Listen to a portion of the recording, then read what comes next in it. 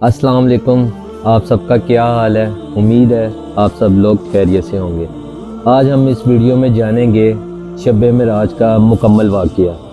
ذرا سوچیں وہ رات کیسی رات ہوگی جب زمین خاموش تھی اور آسمان کو سجایا گیا تھا۔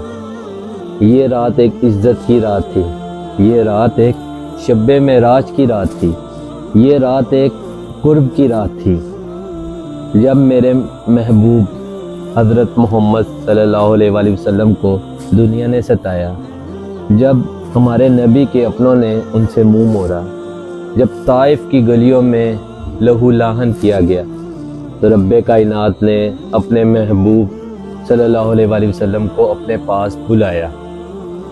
ذرا سوچیں کہ وہ رات، وہ منظر کیسا ہوگا جب رب کائنات نے آپ صلی اللہ علیہ وآلہ وسلم کو اپنے پاس بلایا۔ براق تیار کیا گیا، مسجد حرم سے مسجد اقصیٰ کا سفر طے کیا گیا، تمام انبیاء کرام سے آپ صلی اللہ علیہ وآلہ وسلم کی ملاقات ہوئی، تمام انبیاء کرام کی آپ صلی اللہ علیہ وآلہ وسلم نے امامت کروائی۔ پھر آپ صلی اللہ علیہ وآلہ وسلم کا سفر زمین سے سدرۃ المنتہا کا شروع ہوا۔ جب آپ صلی اللہ علیہ وآلہ وسلم پہلے آسمان پہ گئے تو حضرت آدم علیہ السلام نے آپ کا استقبال کیا، دوسرے آسمان پہ حضرت یحییٰ اور حضرت عیسیٰ علیہ السلام نے آپ کا استقبال کیا، تیسرے آسمان پہ حضرت یوسف علیہ السلام نے استقبال کیا، چوتھے آسمان پہ حضرت ادریس علیہ السلام نے آپ کا استقبال کیا، پانچویں آسمان پہ حضرت ہارون علیہ السلام نے، چھٹے آسمان پہ حضرت موسیٰ علیہ السلام نے، اور ساتویں آسمان پر حضرت ابراہیم علیہ السلام نے آپ کا استقبال کیا۔ جب آپ ساتوں آسمان کراس کر کے اپنے اللہ کے قریب ان کی بارگاہ الہی میں تشریف فرمائے تو اللہ تعالیٰ نے سارے پردے ہٹا کے آپ صلی اللہ علیہ وآلہ وسلم سے ڈائریکٹلی ملاقات کی، ڈائریکٹلی کنورزیشنز کی۔ ذرا سوچیں ذرا وہ کیسا منظر ہوگا۔ آپ صلی اللہ علیہ وآلہ وسلم کو اس سینیریو میں آپ صلی اللہ علیہ وسلم کو اللہ تعالیٰ سے 50 نمازوں کا تحفہ ملا۔ تو جب آپ صلی اللہ علیہ وآلہ وسلم اللہ کی بارگاہ سے واپس سدرۃ المنتہا سے واپس زمین پر آ رہے تھے تو حضرت موسیٰ علیہ السلام ملے اور انہوں نے مشورہ دیا۔ آپ صلی اللہ علیہ وسلم کو مشورہ یہ دیا کہ بنی اسرائیل کو حضرت موسیٰ علیہ السلام نے آزما لیا تھا، اور وہی مشورہ حضرت موسیٰ علیہ السلام نے ہمارے نبی کو دیا کہ 50 نمازوں کا جو بوجھ ہے وہ ہم نہیں کھا سکتے، بلکہ ہماری امت، آپ صلی اللہ علیہ وسلم کی امت اس نمازوں کا بوجھ نہیں کھا سکتی۔ تو حضرت موسیٰ علیہ السلام نے ریکویسٹ کی کہ آپ اللہ کے پاس جائیں، وہاں پہ درخواست کریں اور نمازوں میں کمی لے کے آئیں۔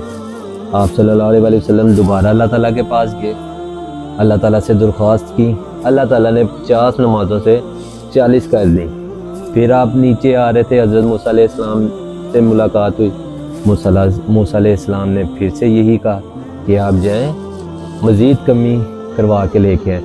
آپ صلی اللہ علیہ وسلم پھر اللہ کے پاس گئے، ایسے کرتے کرتے بار بار جاتے جاتے 50 سے 40، 40 سے 30، 30 سے 20، 20 سے 10، لاسٹ دی اینڈ آپ صلی اللہ علیہ وسلم کے پاس 5 نمازیں رہ گئی تھیں۔ جب آپ 5 نمازوں کا تحفہ لے کے نیچے آ رہے تھے تو حضرت موسیٰ علیہ السلام نے مزید دوبارہ یہی کہا کہ یہ نمازیں بھی آپ کی امت کے لیے بہت زیادہ ہیں۔ ذرا سوچیں آپ صلی اللہ علیہ وسلم کے اب جو الفاظ تھے نا، ان کو میں سوچتا ہوں تو میرے رونگٹے کھڑے ہوتے ہیں۔ آپ صلی اللہ علیہ وسلم نے فرمایا اب مجھے اللہ کے پاس جاتے ہوئے یہ آتی ہے کہ یہ 5 نمازیں بھی اگر میں مزید کم کرواؤں گا تو اللہ تعالیٰ کے پاس جانے سے مجھے حیا آتی ہے۔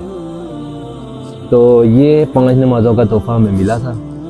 پھر آپ صلی اللہ علیہ وسلم جب آ رہے تھے، آپ نے دیکھا کہ جو وہ سود خور ہے، کیا کہتے ہیں اس کو، سود خور جو تھے نا، ان کے جو پیٹ تھے وہ سانپوں جیسے تھے، جو غیبت کرتے تھے ان کے ناخن تانبے جیسے تھے، اور جو زکوٰۃ نہیں دیتے تھے ان کے اوپر سخت ترین عذاب تھا۔ یہ آپ صلی اللہ علیہ وسلم دیکھ کے واپس مسجد اقصیٰ مسجد اقصیٰ سے مسجد حرم پہنچے اور یہ سارا واقعہ ایک دن میں طے پایا. ایک دن کیا، ایک پلک، ایک جھپکنے پہ سارا واقعہ پیش آ گیا. تو اس سارے واقعے کا جو مین پوائنٹ ہے نا وہ یہ ہے کہ آپ صلی اللہ علیہ وسلم کو 5 نمازوں کا تحفہ ملا. یہ 5 نمازیں وہ ہیں جس کا اجر آج بھی 50 نمازوں کا ہے، اور تا قیامت تک یہ 5 نمازیں جو ہم پڑھتے ہیں اس کا اجر ہمیں 50 نمازوں کا ملے گا. اور پھر آپ دوسرا پوائنٹ، سود خوری نہیں کریں گے. تیسرا پوائنٹ، ہم کبھی بھی غیبت نہیں کریں گے. ہاں، ہم ایک دوسرے کے، جن لوگ ایک دوسرے کے خلاف ہوتے ہیں، عورتیں ایک دوسرے کے خلاف ہوتی ہیں، وہ ایک دوسرے کی آپس میں باتیں کر لیتی ہیں، لیکن کوشش کریں کہ غیبت سے بچیں. ہاں، اچھی باتیں ایک دوسرے کی کریں. ہم کسی پہ پردہ رکھیں گے، ہمارا بھی پردہ رکھا جائے. اور یقین کریں جتنا ہو سکتا ہے زکوٰۃ دیں. اتنی زیادہ زکوٰۃ نہیں بنتی آج کل کے دور میں، لیکن جو بنتی ہے وہ دیں. وہ حق آپ کا ہے جو آپ نے دینا ہی دینا ہے، تو زکوٰۃ دیں. اور بہت سے لوگ بحث کرتے ہیں یہ واقعہ ہے ریئل لائف میں ہوا یا یہ خواب میں ہوا. ہم اس کے پیچھے نہیں جاتے.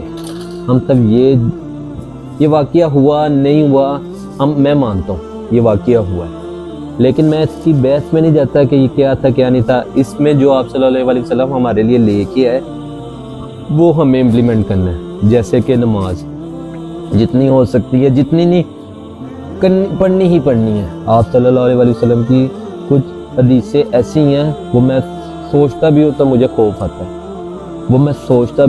آتا ہے. نماز میں کوئی کمپرومائز نہیں ہے، سود خوری میں کوئی کمپرومائز نہیں ہے. آج کل ہمارے جتنے بھی ادارے ہیں، جتنے بھی پرائیویٹ سیکٹرز ہیں، خود بقولم خود ہم پیسے کے پیچھے رشوت بھی لے رہے ہیں، رشوت دے بھی رہے ہیں اپنا کام کروانے کے لیے. اور زکوٰۃ جو ہر سال میں ایک دفعہ ہم نے دینی ہوتی ہے، ہم وہ بھی نہیں دے رہے ہوتے. ہمیں اپنی پروفائل اچھی بنانی ہے، اپنا بینک بیلنس اچھا بنانا ہے، لیکن ہم نے زکوٰۃ نہیں دینی. ہم نے برائیوں کو نہیں چھوڑنا.